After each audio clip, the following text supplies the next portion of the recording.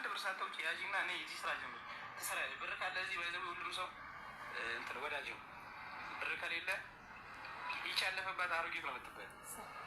ቤተሰብሽ ራሱ ወላሂ አሰባችሁታል?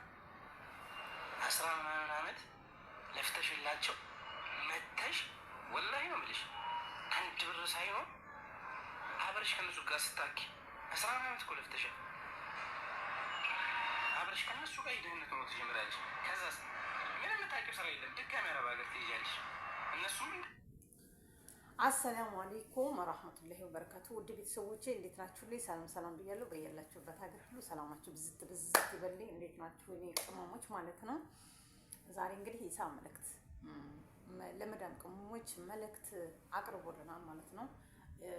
እና ኢሳ በዛ አጋጣሚ በጣም ከልብ እናመሰግናለን ውድ ወንድማችን ማለት ነው። እና ውድ ቤተሰቦቼ ብራችን አናባክን ነው። ብራችን ለቤተሰብ አንርዳ ሳይሆን በአግባቡ ምሳሌ የአንድ ዓመት የሁለት ዓመት ቋጥረን ታስቀመጥ ነው ያኔ ለእኛ ሄደን መስራት እንችላለን። ግን እሳ ቢቸግሩ አንድ ዓመት ነው። እስካሁን ድረስ ኑሮ የለም ሲጀመር አይቸገሩም። እስካሁን ድረስም ኑረዋል።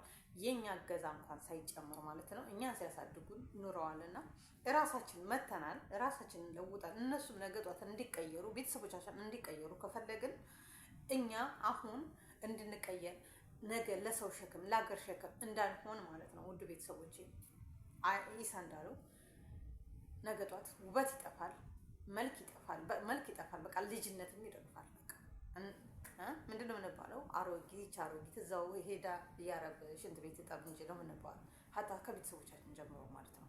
እና ውድ ቤተሰቦቼ እውነቱ ነው። አገር ገብተን ኑሮ ውድ ነው ወላ ማፊ ወላሂ ለአዚም ኑሮ ውድ ቢሆንም እኛም ሰው የኖረውን ኑሮ መኖር እንችላለን፣ መስራት እንችላለን። የማይቻል ነገር እስከሌለ ድረስ ችለን መኖር መስራት እንችላለን። ግን ያንን መስራት የምንችለው ካሁኑ ሴቭ የምናደርግ ከሆነ እምንስ ከሆነ ለምሳሌ ሁለት ዓመት መቁጠር ዓመት መቁጠር እኮ ሹፍ አይዳ ምንም ትርጉም የለውም። ዓመት መቁጠር ትርጉም የለውም። ዋናው ግን አያያዝ ነው። አያያዛችን ካማረ አያያዛችን በስርዓት የምንሰራ የምናስቀምጥ ከሆነ 2 ዓመት 3 ዓመት በቂያችን ነው።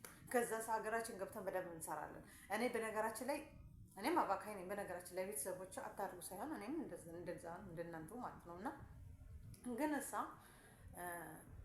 አገር ገብቼ ደግሞ በትንሽ ብር ስሰራ አሳያችኋለሁ። በተለይ እኛ የክፍለ ሀገር ሰው ልጆች ነን፣ የገጠር ልጆች ስለምንበዛ ከተማ ውስጥ ገብተን ብዙ ብር የሚያስፈልገን ይመስላል። እኛ ብዙ ጋር እኮ እኛ ስንሰራ ብሩም እየሰራ ይመጣል። እኛ ስንንቀሳቀስ ነው ሁል ጊዜ ነገ ጧት እኛም መዳም የምንሆንበት አመቻችተን መኖር እንችላለን። ከተማ ውስጥ ገባ መስራት እንችላለን። ከሰራን የማይቀየር የማይያዝ ነገር ምንም ነገር የለም። እውነቱን ነው የተናገረው። እስኪ ለማንኛውም የእሱን ደግሞ ላሰማችሁ ማለት ነው ውድ ቤተሰቦቼ። እና ምን ልላችሁ ነው? እንለወጥ፣ እየምር እንለወጥ፣ ራሳችንን እንቀይር። መስራት እንችላለን ኢንሻአላህ። ዱንያ ላይ ሆኖ የማይቻል ነገር ምንም ነገር የለም። ዱንያ ላይ የማይቻል ምንም የለም። እንችላለን፣ በቃ መስራት እንችላለን፣ መለወጥ እንችላለን። እንደ ማንኛውም ሰው መስራት እንችላለን። እንደ ማንኛውም ሰው መስራት ማጌጥ ማንኛውንም ማድረግ እንችላለን። የክፍለ ሀገር ልጅ ነኝ፣ ኧረ እኔ አይሳካልኝም፣ ኧረ እኔ ይሄን ብሰራ እንደዛ አልሆነም። ላ ወላ እንዴት ነው የማንሰራው? እንዴት ነው የማይሳካልሽ ሀቢብቲ? ወላ መስራት ትችያለሽ። ዱንያ እኮ ነው ኸይራ መሰለሽ እንዴ? ለዱንያ ኑሮ ደግሞ ትንሽ መሸጋገሪያ ካለ በቂ ደግሞ መንሰራለን ኢንሻአላህ። እኔ አሁን ትንሽ ወራቶች ናቸው የቀሩኝ። እዛ አገሬ ገብቼ እንዴት አይነት ኑሮ እንዴት አይነት ስራ እንደምሰራ አሳያችኋለሁ። የሐቂቃው ነው የምላችሁ። ኢንሻአላህ አላህ ያግዝሽ ብሎ ከልጆች ጋር ተገናኝቼ እንድሰራ ማለት ነው። እኔ ወልጃለሁ። ሳትወልዱ ስንት ዓመት ይኖራችኋላችሁ? ሳትወልዱ ስንት ዓመት ይኖራችኋላችሁ? ሳትወልዱ ማለት ነው። ሄዱ ሀገራችሁ ውለዱ፣ የምር ውለዱ።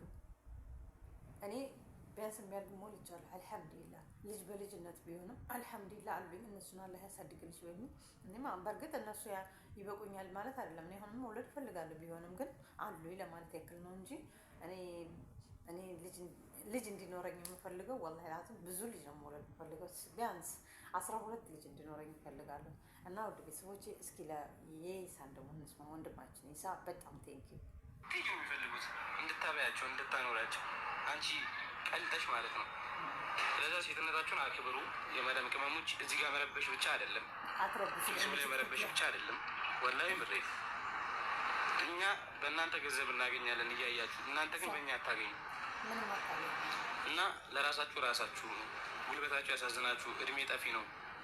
ለሴት ልጅ ከሚሊየንስ ዶላር አንድ ልጅ ትልቅ ነው፣ አንድ ልጅ ብዙ ነው።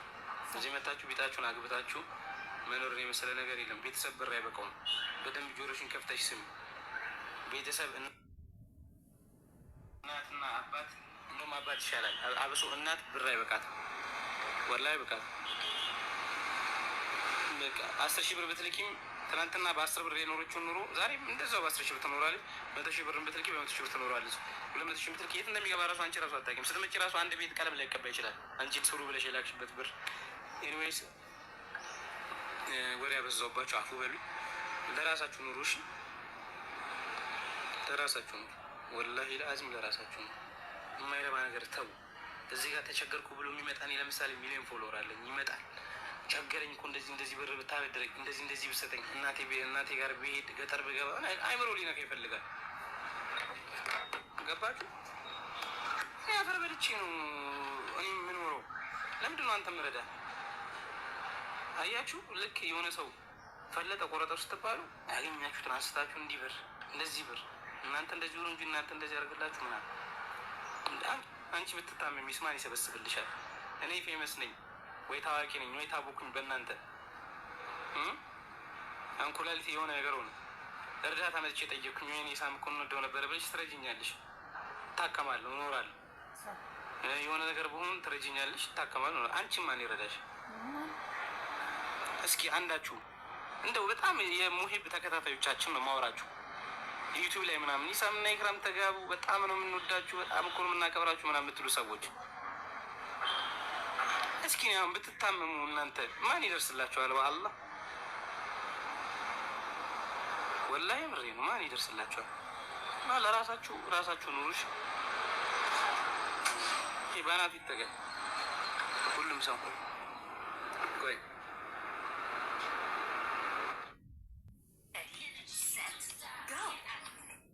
እና ወዶቼ ይህን ይመስላል ማለት ነው። ቪዲዮ ደግሞ እንዳላስረዝምባችሁ ኢሳ በጣም ጥሩ ምክር ነው የሰጠን ብዬ ነው የማስበው። እና ውድ ቤተሰቦቼ ላይክ፣ ሰብስክራይብ እያደረጋችሁ ስለምታበረታቱኝም ከልብ ነው የማመሰግናችሁ። እና ለማንኛውም ራሳችንን እንወቅ ማለት ነው። ራሳችንን እንወቅ።